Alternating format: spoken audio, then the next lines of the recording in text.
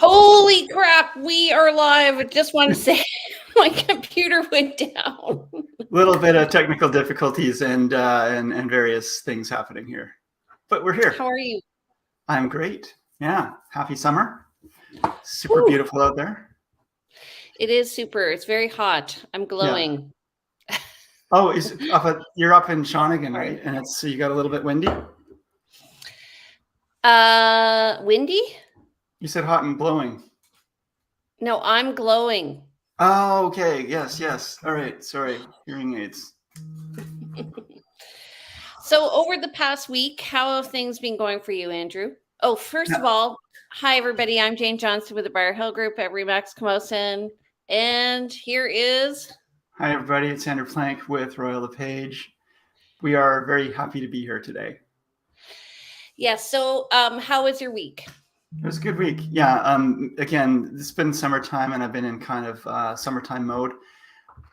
So been pretty quiet for me. And I'm enjoying that. I heard there was a huge lineup of people leaving Langford last week.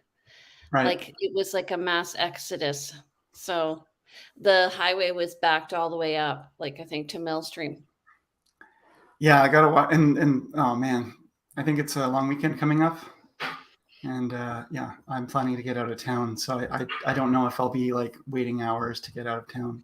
Well, here's a tip. Use your Google Maps and that'll tell you your estimated time. And I didn't really believe it till the other day when I was driving and all of a sudden they're like, turn right here. I'm thinking, turn right here. Okay. So I didn't do that. And then 3 blocks down, there was a huge snarl up of traffic. Yeah. So it can tell when there's congestion because I guess it's reading everybody else's phones too. And you get that red line where it's like, it's going to be a wait. Yeah. So let's start. So last week, BC announced a rescission period. We're going to talk about it today. It's going to come into effect January. We really don't know all the nuts and bolts yet, but we'll do our market update first, and then we'll talk about what realtors are talking about. We know it's coming. We have some details. We don't know all the fine points, but we're going to anticipate some of those today and talk it through. But yeah, let's talk about the market. Have you got that up and ready to go? Yep. All right. It does not look like it. Okay, I'll do the first one. So month to date, so far, we've had 285 sales. That's compared to 835. Sorry, we've had 398. That's compared to 835 last July in 2021. And that's just over 113 since last week. 100. Yeah, so that's interesting. You want to do new listings? Yeah, things are still happening. There are still sales happening. It is summertime, but we are seeing, and the next graph will show us a lot of interesting stuff. But new listings coming on in so far this month, as of July 25th, 870 new listings came on.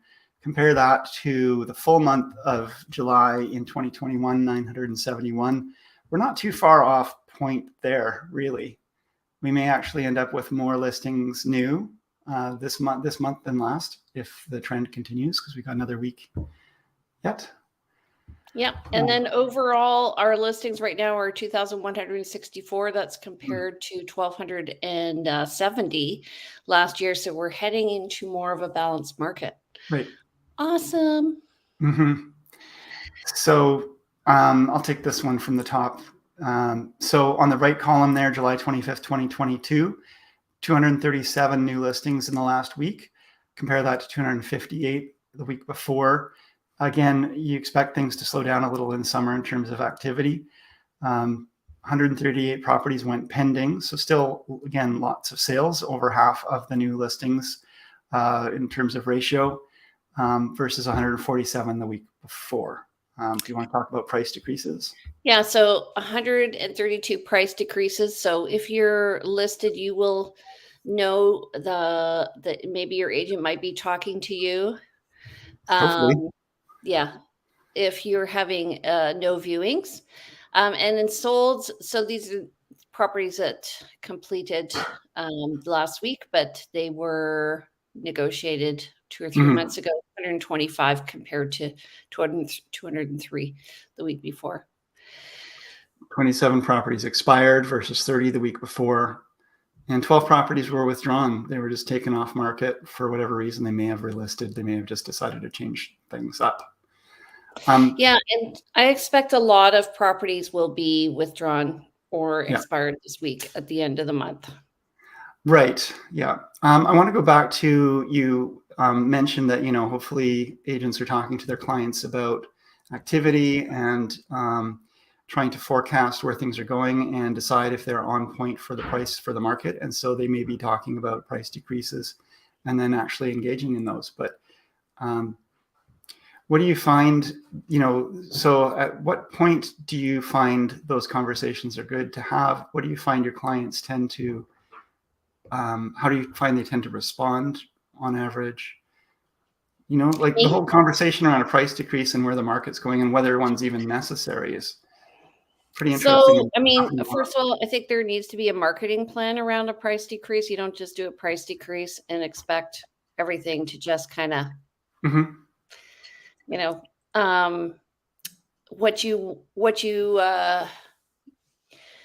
anyway, our marketing plan is we do a reverse prospect. We put notifications out on social media and we do an announcement. And usually we do an open house. Depends on if it's a tenanted property or not. We don't tend to do open houses on tenanted properties. So, but there are ways of seeing realtors who have clients who are interested in properties. So we do that. And then we send out a notification to everybody. And that just tells people we're more motivated than we were before. And a price decrease, what I say to them, it's a notification to the public that says, hey, I'm here. Let's bring our listing further up into people's price range or down into people's price range. And let's bring it up in the hot sheets. What about you? What do you say? Well, I mean, so yes, I agree with you. Like a reverse prospect. What this is folks, is you can do a little search to see if we do a price change, how many more property searches that realtors have set up will this new price get it in front of. So sometimes a $5,000 price point may make no difference in terms of how many people actually see it, or very little difference, whereas a 10,000 may make a big difference, or the 5,000 might make the difference. So you want to know at what point and share it with your clients, this is where a significant amount of new eyes on the prize happen, and this is where not so many happen. But, further to that, I think the whole, the bigger picture is, are we on point for the market? Is, do we have a unique property and we just need to continue to hold on?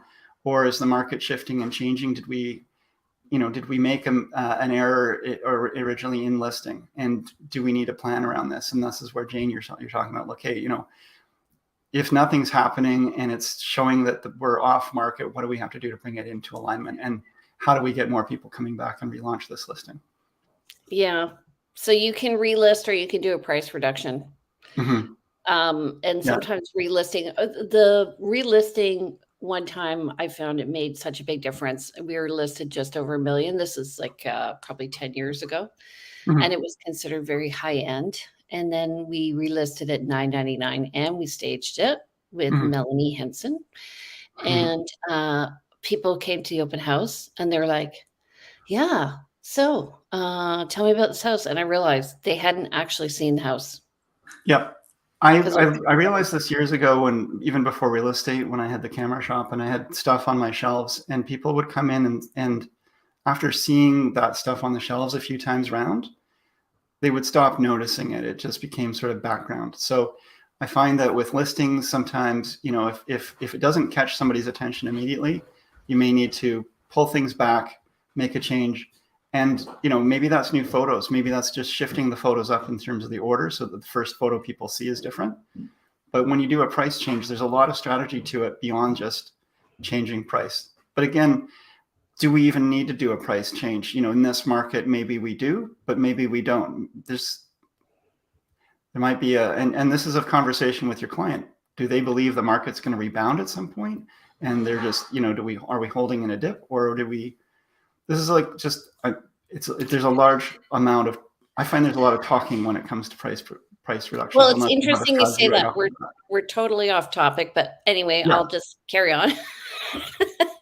I do find too that sometimes, so if you're listed at the end of the year and your clients want to sell, almost everybody will come off just before the holidays in December. So if you stay on the market, you are more likely to sell at that time than any other time of the year, even though it's considered to be a terrible time to sell.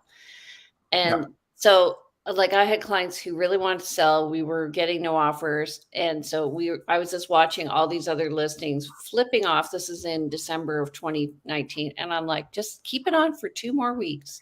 Mm-hmm. Just keep it on. Just keep it on. And we sold. The thing is I think people during those periods of time feel like sellers are more desperate and will bring maybe more aggressive offers. But the thing sellers have to understand or remember is they don't have to take those offers. They can hold to their price if they feel that they've got value there, and if they feel like maybe if they come back on in the spring, and they're willing to wait and willing to take that risk. But it's not about. So I have the conversation again. We're really off topic, but just briefly, like, have you had the conversation with people who say, "I don't want to reduce my price because it makes me look desperate"? Well, I say that to clients when they ask me to follow up with, can you follow up with the realtors? I'm like, I don't want to make you look this desperate. The fact that you're not responding is actually a response. Right. Yeah. Okay. So that's sort of the other way around. And, but sellers will sometimes say to me, I don't want to reduce my price. It makes me look desperate. And people will bring really low ball offers. Could be true. But also I know that in some cases it actually stimulates a multiple offer because you're all of a sudden they go, okay, you know what? I was on the fence with that property. Now let's go in. Yeah, I agree. And the thing is, I've seen this many times where you drop the price, suddenly you're getting activity, and then people bring offers that were back up near what you were asking before, sometimes even over, because suddenly it's in front of people's eyes and they're paying attention to it. Like your example where people were coming through and saying, oh, I hadn't really noticed this home before. So if we can get people's attention and bring them through, then they will establish the value for themselves once they've actually seen it, but we need to get them through the home. Anyway. Right. Okay, let's talk about, first of all, let's talk about the Recision period. So first of all, there are 2 ways of spelling Recision. I went with the simplest. We had to Google Recision because it's RESCISION or RECISION. Needless to say, that will cause a lot of problems. So trying to find what the government is spelling it like, but anyway. They're calling it the home buyer protection period. Right, because they don't want people to have to misspell it. Right. So they spell it RECISION. It includes a rescission or cancellation fee of 0.25%. So that's $250 for every 100,000. If you choose to back out of the deal. Yeah. For example, if you buy $1 million home, if you're offering on $1 million home and you walk away, it'll cost $2,500 to the buyer.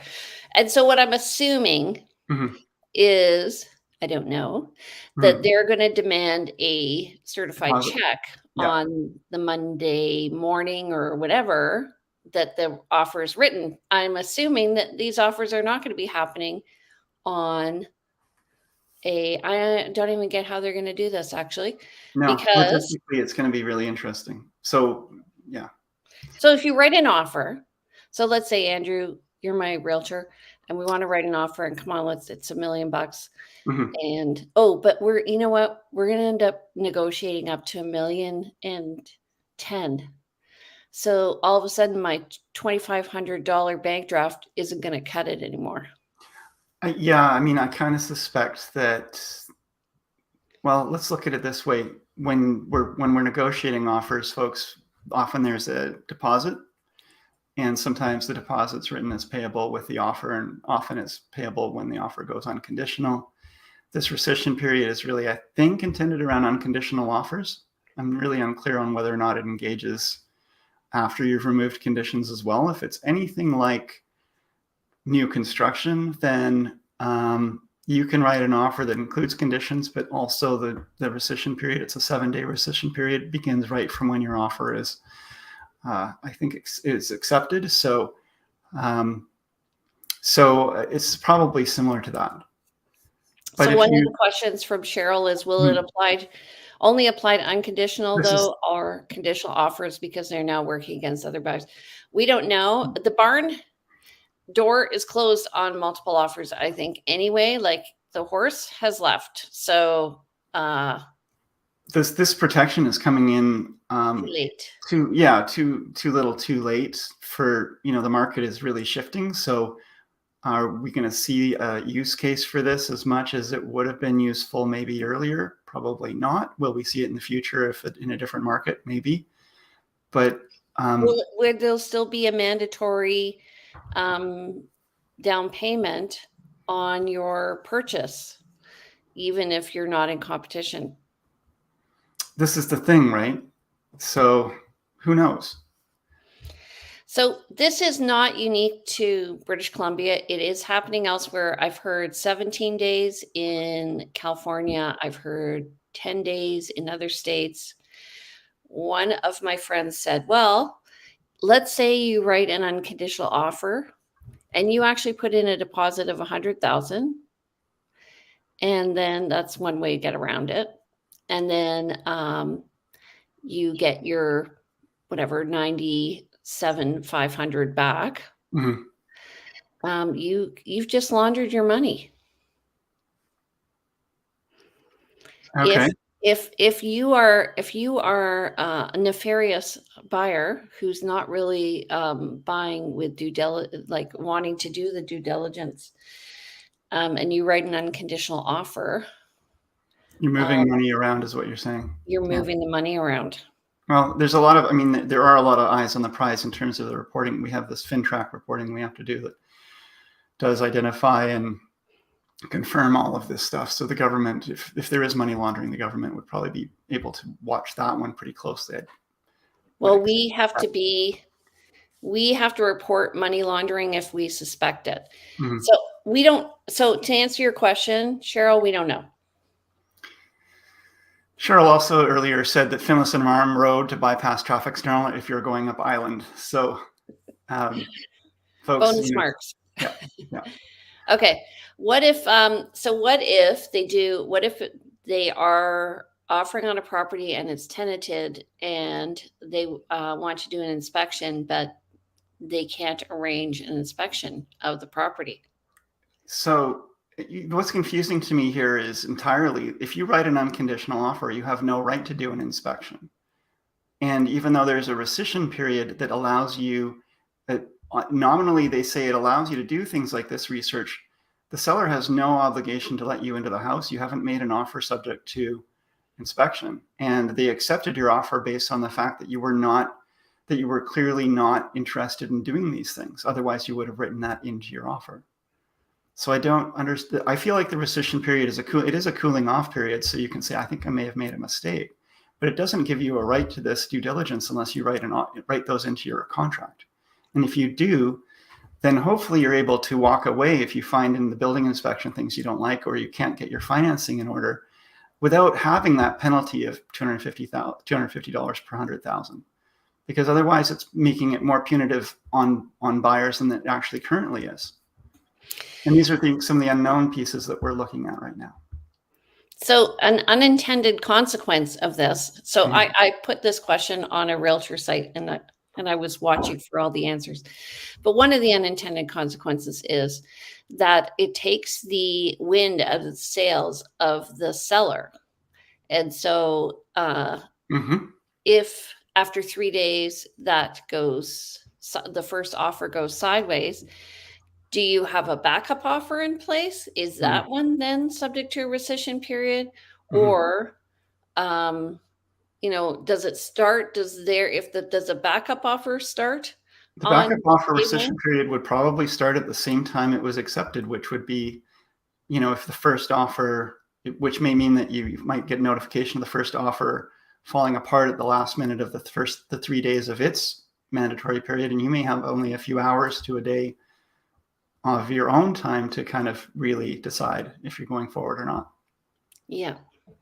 So So, another unintended consequence, they were talking in the mainland that how developers are really looking for land, and they are here. That between developers, there may be assignments of contracts, mhm. or there may be a buyer agent who's like, okay, I'm going to reserve this for my guy who's out of town. So that's possible.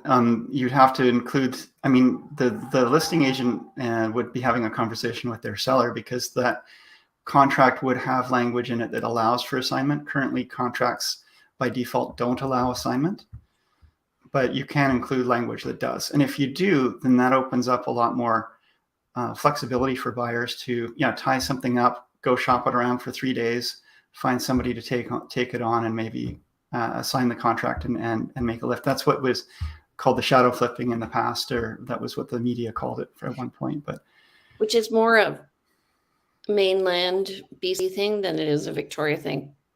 But the reason for the penalty, Cheryl, is because they want to stop agents writing offers or buyers writing offers on more than one property so that there's some penalty. But I think that if somebody has a lot of money, they won't care. For somebody who is, marginalized mm, or on the edge, like, you know, during during the past 2 years, people were spending mm, up to $600 on inspections. yeah, And or then after more a if it while, was they're like, septic, pardon?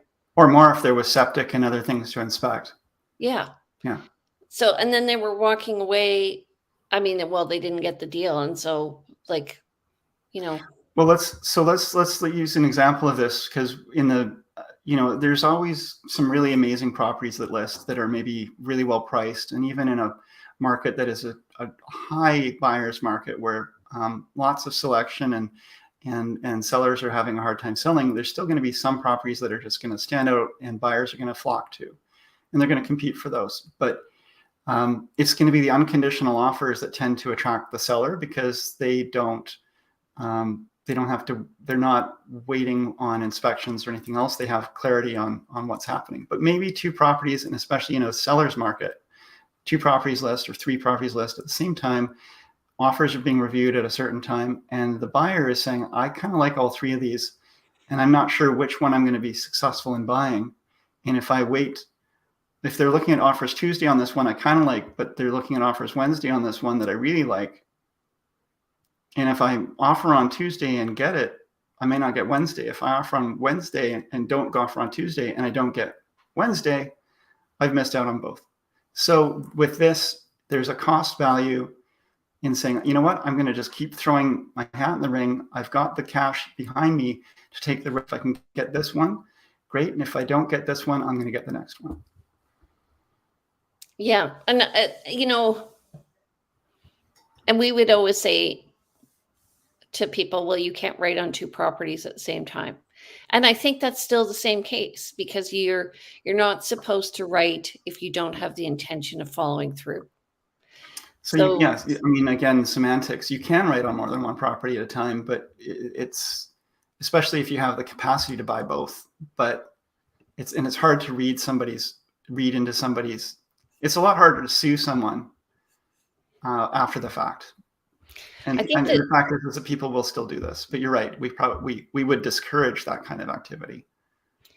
right. And I think also, as a listing agent, you're just going to have to ask more perceptive questions so that Mhm, you get the answer to see, are you writing on any other properties? mhm, You know, when are you writing on those, or have you written on those? yeah, And just, is your financing all in place? Is everything, yeah, together? Because that sort of stuff, it makes a difference between a good offer and a great offer. Great mhm. offer.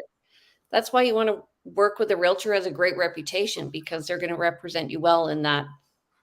I like working with agents that I know um, say, they vet their clients, and you can generally trust that when they're talking about the qualities of their clients or what's going on with their offer, that they will work hard to make it happen. And they're not just frivolously throwing things out at you and telling you what you want to hear in order to make a decision. And so you can get slimed.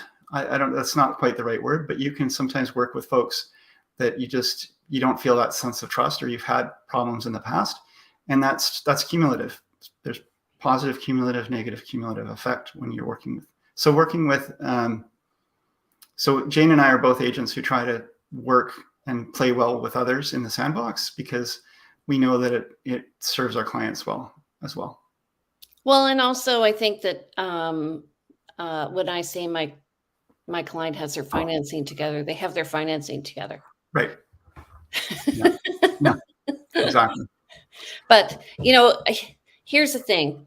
I actually went through this last week where this client was interested in 2 properties, and I had to say to them, listen, you have to deal with the first property first that you've Mhm. written on. And yes, as other properties come up, but you have to wait until the first one is done before you can offer on the second one.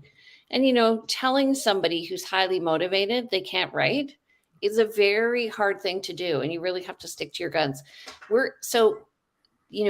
One of our duties of care is to obey all lawful instructions. Yep.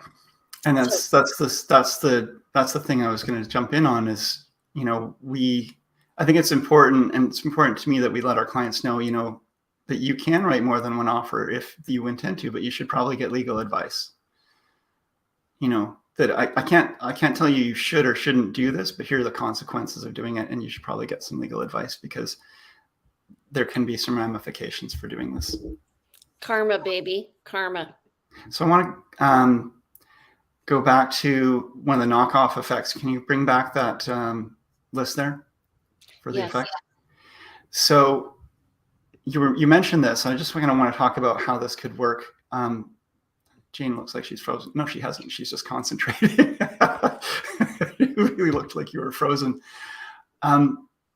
So if you are a seller and you are lined up to, you've gone through all the trouble to prepare your home for sale, to have people come through the home and have it presented well, and then you receive a lot of interest in multiple offers in that property, and the ultimate buyer buys it. There's no conditions, but at the end of the rescission period, they walk away.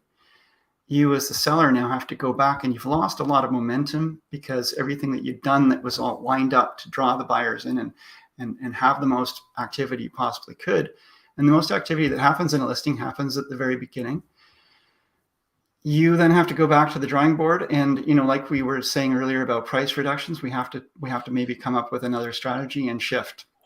And there's a strong chance you won't get as much activity, which translates into probably not as many buyers, which translates into probably not as much money on the second or third time around. And this could happen multiple times to someone with this rescission period. You could have an offer that comes in, it's unconditional, and then they walk away, and it happens again and again. And after a week or two of this, buyers are going to say, and maybe it was all, for whatever it was the buyer's remorse or something that had nothing at all to do with the property, but it's going to impact the property, because people are going to perceive that property as no longer of interest. They're going to wonder why it's been on market for longer than average. And they're going to then not, it's the greater fool theory, they're not going to want to bring a full offer. So it's a problem, because if people really are in good faith wanting to bring offers, then this walk away period does affect sellers a lot negatively, I believe. I do too. And I think, they want to take the wind out of the sales. This is exactly why we have to do a bunch of, for people who haven't bought or sold in a long time, we have to do a bunch of disclosures when we list a property. We have to do a bunch of disclosures when we buy a property about the money we're earning. And it takes a long time to do that. Mm-hmm. So sometimes it can, you have to go back to the paperwork rather than dealing with the offer. The government has put their interests in front of the needs, I think, of the seller or buyer, because we disclose in the listing contract, we disclose in the buyer agency contract, we disclose when we write the offer, and then they want us to disclose again. And it's really onerous. And so I just see it's not just onerous. Yeah. It's not just onerous, but you're talking about the requirement to disclose commission during offer period, where there's been times where you're viewing 20 offers and you have to calculate commission for each one, And then if there's a change or a counter offer or negotiations, calculate again. And what happens is it just puts so much drag on the actual real-time negotiations that some offers fall apart because they've run out of time. Offers are only open for a certain period of time. It does create a lot of drag. And so all of this paperwork, for better or for worse, the intention, I think, is to put some friction into the system. Right. And I can see this causing a lot of problem with brokerages as well, because they're Mhm. going to be, they're going to have to hire somebody just to take the money in, hold the Mhm. money, and then refund the money if Right. somebody walks away partially and figure all that out. Oh my God. Yeah, no. So the knock-on effect as well about, we were talking about where does the deposit come in? At what point do you bring it? If you're writing an unconditional offer, I'm the seller's agent, and I'm looking at offers that are coming in unconditional. We know they're going to be subject to the rescission period. The buyer is offering up deposit, and they've got it ready to go, and there's a $50,000 deposit on this $1 million home. They've got the bank draft ready to go. And so when you accept the offer, the bank draft goes into trust right away. 2 days later, the buyer decides to walk away, and the rescission period is open. I've got to assume then that because we have,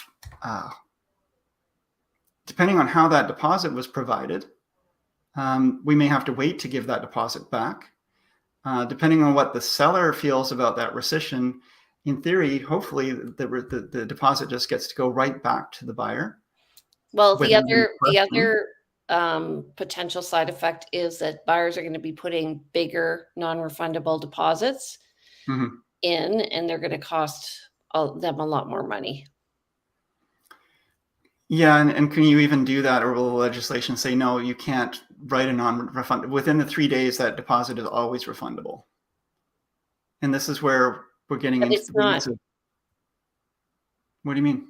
Well, the 20 whatever, the $250 per 100,000. So that part is not gonna be, but I think this is what I'm gonna say. This is realtors will find a way to edge out others so that it's to the benefit of their clients. So, and you just have to make sure that it's, legal. Well, realtors and buyers and sellers will all be looking, once we're in this new environment, we'll be looking for where are the loopholes and what are the workarounds, and what is the reality of this. And anytime there is new legislation like this, it does create friction, it does impact the market, and does slow things down. We are moving into a slower market. So this slowdown may actually add too much brakes to something that's naturally breaking already. And we'll see what happens again. We I already see have really another high interest rates. I see another course in our future. I was Yeah. trying to get you to laugh while you were drinking. Oh, thank you. Thank you. Hey, Okay. so have we covered the basis? Does anybody have any questions? Yeah, if you Um, guys have questions, let us know. Um, yeah, just I mean, I love the interaction here from yeah, Cheryl. yeah, thank you, Um, Cheryl. thank you, Cheryl. Appreciate it. She said, did we talk about this one? It isn't. Yeah, there you go. It just Yeah. isn't logical for buyers to be penalized for walking away if it's due to one of their subjects not being that satisfactory, like financing, for instance, or inspection showing up a big problem. So that's the question we don't really know the answer to. If you have an offer that is conditional, and you walk away, then does that overcome the walk away period from the rescission? You're walking away legitimately based on something you found. You're going to have a 3-day rescission period, but you're probably going to need 10 days to 2 weeks for financing. And there's a link. Andrew did put it in the comments above. So if you're Mhm. interested, you can have a look at it. Okay, I think we've covered it today. Thank you, Andrew. Interesting as well. Okay. Always. Next week is a holiday weekend, and so Monday is a holiday, so we won't be on. So we may do an update during the week after that. But have a great week, everybody. Have a great heat dome. And a secret I read is to get a box, put a fan on one end of the box, 2 holes, and allow the air to go over ice in Yeah. the bucket and allow it to cool your house. It's the I forget what cheapest that's. way. It's like an Arizona cooler or something. I forget. There's a name for it, but yes. So pretty easy to Thanks. manufacture if you're interested. All Yeah, right. Okay. lots of Thank YouTube you. videos out there. Thanks, Cheryl. All right. Andrew, how do You're wonderful people too, Cheryl. Thank you. how do people get in touch with you? Yeah, reach out. I'm at 250-360-6106. Email anytime, info@andrewplank.com. And again, the website, andrewplank.com. Come check it out. There's lots of video and other resources there, including these episodes. Okay. And you can reach me. My name is Jane Johnston. My number is 250-744-0775. You can reach me at briarhillgroup@gmail.com. You can go to my website to look at videos on buying and selling at briarhillgroup.com, or you can go to vancouverislandtime.com and see these and more videos about neighborhoods. And everybody, please don't forget to subscribe. Boom. All right. Have a great week. As always, it was a pleasure. Thanks, Jane. Enjoy your week. Enjoy your time up at the cabin. Thanks. Bye. Bye. Bye, everybody.